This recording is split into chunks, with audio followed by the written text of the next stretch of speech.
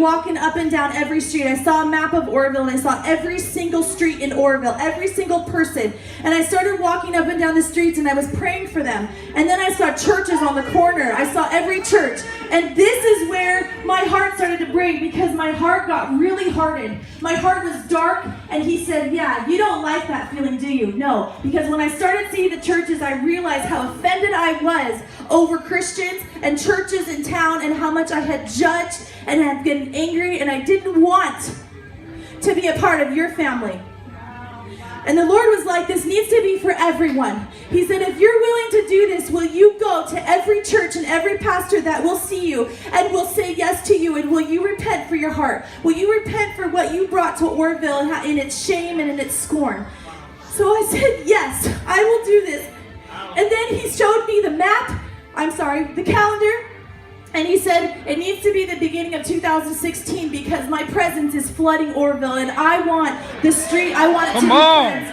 And then I said, Lord, so many prayer walks have happened in Oroville. What makes this different? Why are we doing this? Why are you asking me, Nicole, daughter of a pastor, sometimes I feel like a kid, but just this girl to do this? And he said, because I want you to repent for the sins that are happening today. All the sins have been atoned for yesterday and all the yesterdays before today. But today, the sins that people commit today, unknowing about the presence of God that is around them, the people of God that are in this town, and he said, I want you to go. And so in fear and terror, I got on the phones and I made 100 phone calls, and I just kept calling for anyone that would meet me. And I went in their offices and I repented.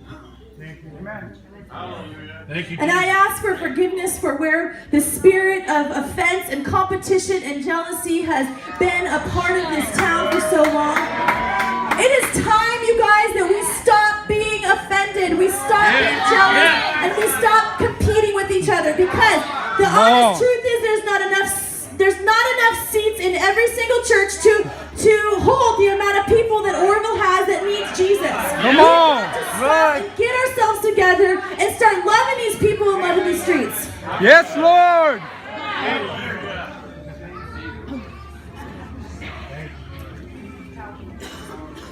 I want to thank and publicly recognize every church and pastor that was willing to meet with me. Some it was difficult more than others, and I appreciate you just honoring me and taking time to just hear me out and allowing me to honor you and bless you. It was an honor to do that and to serve you. And I just bless every church that is represented here and every church that isn't represented here, that God would fill your churches up with the presence of God, of revival of people's hearts, that they would know Jesus, and that it would be bright conversions.